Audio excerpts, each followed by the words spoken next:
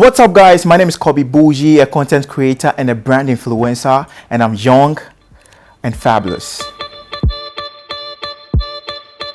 Okay, so my name is Kobi Boujee, a content creator. My real name is Nyanko Isaac, but then I'm popularly known as Kobi Boujee. I'm most popular on TikTok and then Instagram, but then I'm on other platforms too.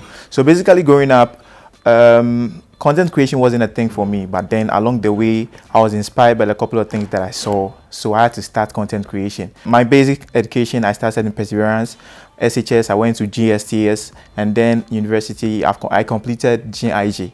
That's 2 years ago. And so yeah, content creation has been my thing though. 5 most popular images you'll find in almost every church in Ghana. Number 1, the assumed image of Jesus Christ posing with 2 fingers. Now, initially, I'm not like a content creator.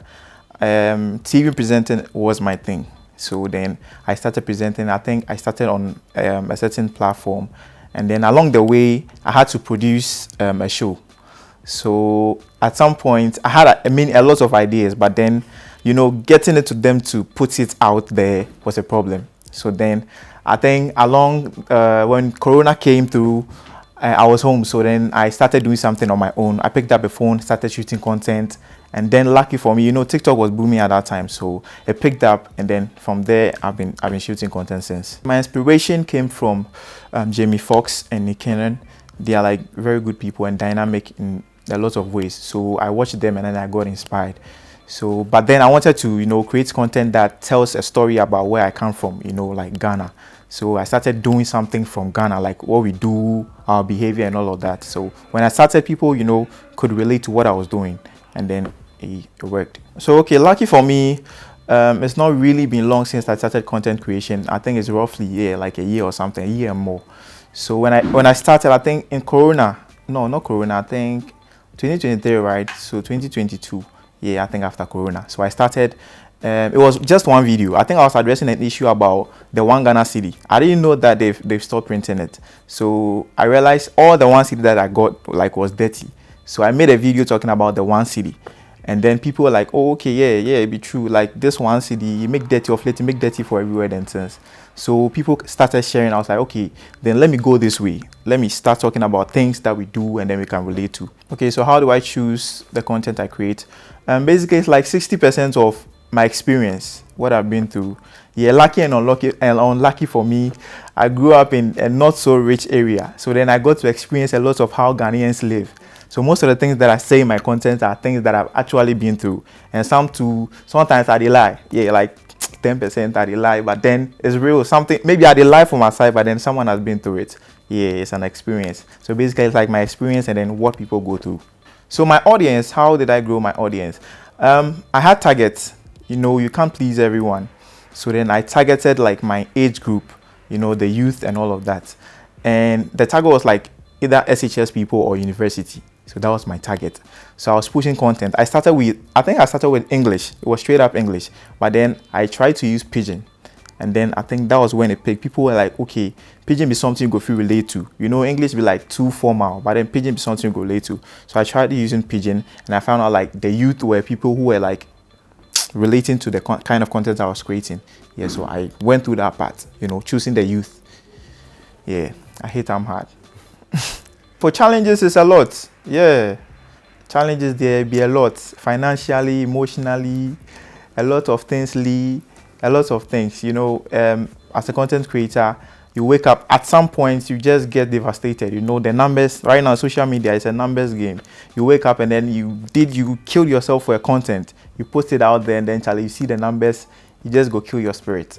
But then I got to know that whatever you are posting out there, people see, someone will see. There are people who see. Maybe the numbers that will deceive you, but then people see. So I think that was the challenge. At some point, I felt like giving up. And then, financially, this content that I create, I don't have a professional camera.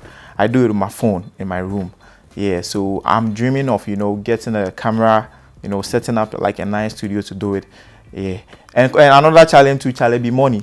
The money I take, they buy airtime, then since. And right now too, it's like, I'm building something up. So then everybody's like, Charlie, what do you do? Go find some job then do, to get money right now. And I think that is a little bit of challenge because right now, that be the only thing. Yeah, because you have to wait for a commercial to, you know, approach you, like a company to approach you to get money from them and all of that. So yeah, I think that's some of the few challenges that I face. Oh, I've not overcome them, because challenges, you can't overcome them. Challenges, you can't overcome them. They come all the time. Yeah, so then you have to like find a way that you get along with it. So I've not overcome it yet, but then since I know that for the numbers game, especially right now, I know that no matter what, people will watch, even if it takes years, because I have videos that I posted that it didn't blow up, but then 3 months later, that'll be when the video can blow. So right now, I think I'm getting along with that, and a couple of things financially too is getting well now, because people are recognizing us, and then, you know, they are contacting us for deals and all of that. So I think we're getting along.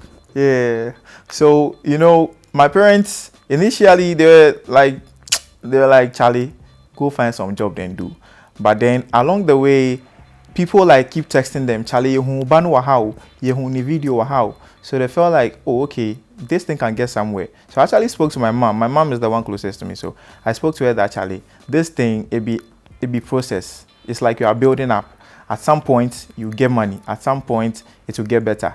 So then I talked to them, and they were like, okay, since right now that's what you want to do, fine.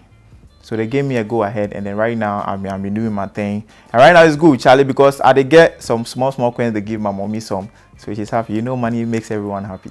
One thing that makes Africa so special, like Ghana to be precise, anything you get in a store or the shop, you get the same thing on the street, sometimes even better. Like we always give you options, from food sellers to barbers to tailors to even nail groomers, the street pedicure. I don't know, but I get a lot of messages from people saying that I was going through a lot, but then your video made me smile. That video that it gets a lot. People say that, you know, I was feeling bad, I was feeling down the whole day, but then your video made me smile and all of that. And I have videos that are very educative. Like I have a video that I spoke about breast cancer and all of that. So I address issues that are going on, yes, to, you know, to educate people out there, and then people feel appreciated. Some people to go come, then they go bash you, but all day their job inside. Yeah. My memorable one that I'll never forget is a video I created about stew. You know how Ghanaians we serve our stew. It depends on your responsibility in the house. Whether you are the father, your stew day some different bowl inside. If you be the kiddie, your stew day top than things. And I think that video, after I posted it, a day after, I saw a notification, and it was Sako there. I was like, oh, Sako there, did you like the video, or he posted the video? So I went online to go and check. And then he had posted not that video, but like 5 videos. And the comments he wrote on the video was like, nah, I can't believe it's late to my page. I'm like, hey, Charlie, I started to not share with Sako, because Sako, I never had Sako in mind to, you know, approach my content, because, you know, Sako, basically, that not be the thing they relate to. So that day was like really memorable for me. And from then, I've had a couple of like artists from Nigeria, Zlatan from Nigeria, a lot of people out there, you know, following me and sending messages like, Charlie, bro, you did do well. Yeah, so continue. So I think that day, that Saturday day was really memorable for me. Yeah.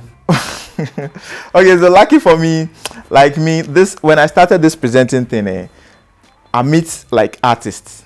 So then that feeling not really get to me, because I know how that feeling day, because yeah, he posted you. But then I was excited, because when he posted me, I had a lot of this Sack Nation fans and all of this coming to my page, like, you see Abeku success, what was success, coming to my page. And it was really good for me, because I felt like this can draw a lot of people to my page, you know, to see the kind of content that I'm creating. What time you eat breakfast and what it says about you. Number 1, 3 to 5 a.m. Now, first of all, you can't even call this breakfast. This is called breakdown. How can you tell me that you are eating breakfast and it's not even daybreak yet? The sun hasn't risen yet and your appetite is already wet. What kind of human being are you? Number 2, 6 to 8 a.m. Unless it's because of work or school. I know you went to bed thinking about what you were going to eat the next day, even before you woke up. Okay, so one funny moment that I remember, you know, I think about 4 months ago, I was sick, so recovering, I lost my voice, and you could notice in a lot of my videos that I posted. So at some point I was in a room shooting, and then when I'm talking, when you're outside listening, it's like I'm crying. And my mom rushed into the room that, what's happening? What's wrong? Like, what's happening to me? Am I crying or something? And I was like, nah, contents na me channel na me soon. It's my voice. So I felt like that time it was really funny for me, and I felt like stopping. But then that moment that I lost my voice, I made a video, and that video is like over 1.2 million now.